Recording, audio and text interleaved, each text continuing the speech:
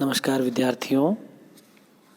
प्रथम वर्ष के हिंदी साहित्य के पहले प्रश्न पत्र की इस कक्षा में आप सभी का स्वागत है। आधुनिक काल के एक प्रमुख युग छायावादी युग के प्रमुख कवि सूर्यकांत त्रिपाठी निराला की कविताएं हम पढ़ रहे हैं। इसी क्रम में आज हम उनके द्वारा लिखे हुए काव्य संकलन अणिमा में संकलित कविता स्नेह निर्जर बह गया है, इसकी हम व्याख्या समझेंगे और पढ़ेंगे। प्रत्येक मनुष्य के जीवन में बदलते हुए दौर आते हैं। उमंगों उत्साह के बाद निराशा अवसाद की चेतना भी जीवन में व्याप्त होती है और उन क्षणों में हृदय के जो उद्गार निकलते हैं, उम्र के एक पड़ाव के बाद व्यक्ति अपने को अवसाद और निराशा में पाता है, अकेला पाता है, बीते हुए दिनों को याद करता है। कुछ इसी तरह के भाव इस प्रगीत में सूर्यकांत त्रिपाठी निराला व्यंजित करते हैं। स्नेह निर्झर बह गया है, रेत जो तन रह गया है। स्नेह निर्झर बह गया है, रेत जो तन रह गया है। आम की यह डाल जो सूखी दिखी, कह रही है अब यहाँ पिक या शिखी। नहीं आते पंक्ति में वह हूँ लिखी, नहीं जिसका अर्थ जीवन दह गया है। स्नेह निर्झर बह गया है, रेत जो तन रह गया है। दिए हैं मैंने जगत को फूल फल, किया है अपनी प्रतिभा से चकित चल। पर नश्वर था सकल पल्लवित पल, ठाट जीवन का वही जो डह गया है।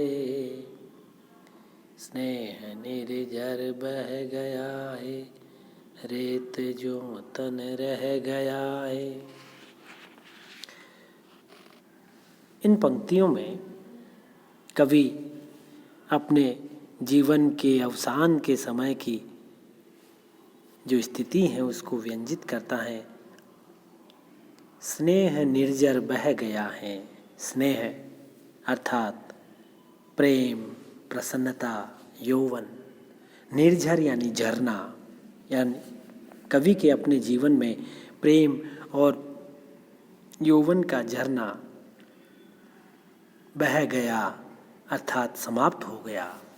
रेत जो तन रह गया है, उसका जो शरीर है वो रेत के समान सूखा रह गया है, अर्थात उसके हृदय के भीतर अब रस वाली भावनाएं, रसयुक्त दशाएं स्थित नहीं है, केवल सूखी भावनाएं मौजूद हैं।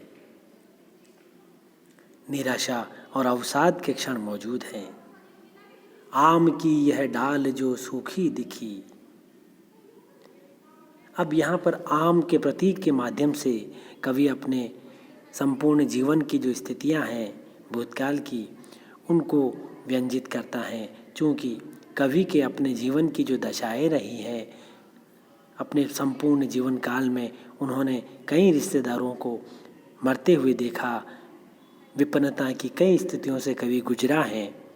इसलिए उसके जीवन में अवसान के समय, जीवन समाप्ति के दौर में जिस तरह की जो स्थितियां पैदा होती हैं, उसे कविता में किस तरह लिखता है कवि कि आम की यह डाल जो सूखी दिखी, कि आम की जो ये डाली है सूखी हुई है, उसी प्रकार मेरा जीवन भी बिल्कुल सूखा हुआ है, भावों से शून्य है, कह रही है अब यहाँ पिक या शिखी नहीं आते।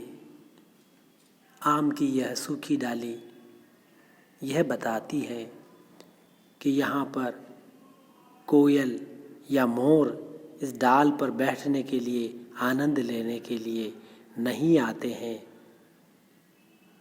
तात्पर्य यह है कि कवि के संपन्न और अच्छे दिनों में जो मित्र थे, जो संगी साथी थे, अब वे अवसान के समय उसके साथ नहीं आते हैं, उससे मिलने नहीं आते हैं। पंक्ति में वह हूँ लिखी नहीं जिसका अर्थ जीवन रह गया है। कवि अपने जीवन को पंक्ति का प्रतीक बताता है जिसका कोई अर्थ नहीं है, अर्थात अपने जीवन को निस्सार व्यतीत बताता है। जीवन रह गया है अर्थात जीवन समाप्त हो गया है, नष्ट हो गया है, ऐसा यहाँ पर भाव सूर्यकांत त्रिपाठी निराला व्यक्त करते हैं। पुनः कवि डाली के माध्यम से अपनी व्यथा प्रकट करता है। दिए हैं मैंने जगत को फूल फल, किया है अपनी प्रतिभा से चकित चल।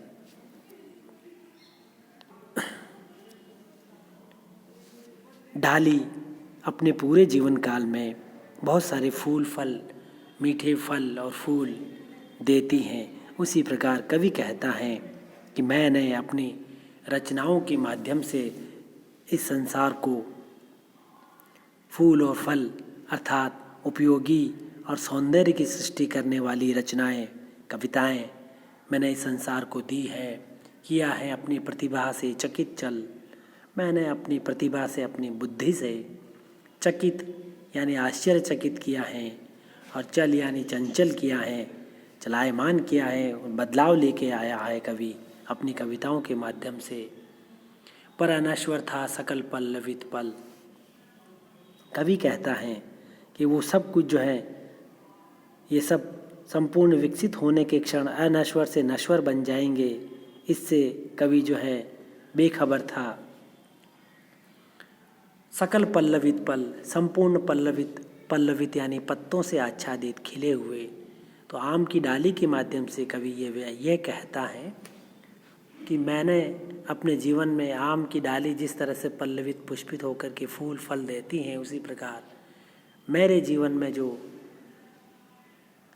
रचनाओं के, कार्यों के जो फूल और फल थे, जिससे मैंने संसार का भला किया, वो सारा ठाट जीवन का वही जो ढह गया है, वो जो जीवन का जो समृद्धि थी, वो ठाट था, वो सब कुछ ढह गया है, वो समाप्त हो गया है, अर्थात वो निस्सार हो गया है, उसका कोई आशय अर्थ अभी मौजूद नहीं है।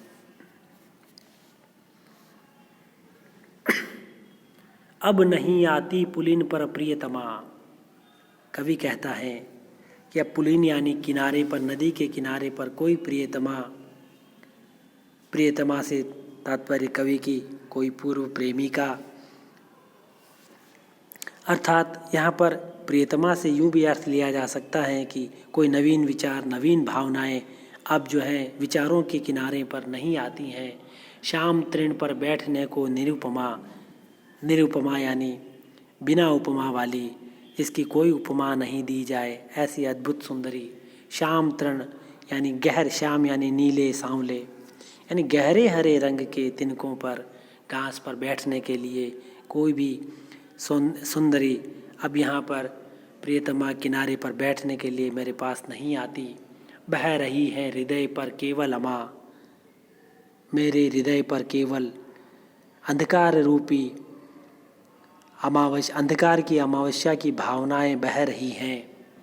मैं अलक्षित हूँ, अर्थात मुझे कोई देख नहीं रहा है, मेरी उपेक्षा हो रही है, मेरा कोई लक्ष्य नहीं रह गया, यही कवि कह गया है। शायद गुजरने वाला कवि यह कह रहा है कि मेरा स्नेह का जो झरना है वो बह गया है और यह तन जो है सूखी रेत के समान रह गया है। इस पूरे प्रगीत में प्रतीकात्मकता है और लाक्षणिक सौंदर्य से युक्त यह कविता है। निराला ने अपने यौवन के सुखद अप्रेमिल दिनों के अभाव में बढ़ते सूखेपन बुढ़ापे पर अपनी अंतर्व्यथा आम की सूखी डाली के माध्यम से प्रकट की है। मुक्त छंद का यहाँ प्रयोग हमें देखने को मिलता है और भाषा खड़ी बोली हिंदी है और संस्कृत निष्ठ तत्सम युक्त शब्दावली हमें यहाँ पर देखने को मिलती है। आपने सुना उसके लिए बहुत धन्यवाद।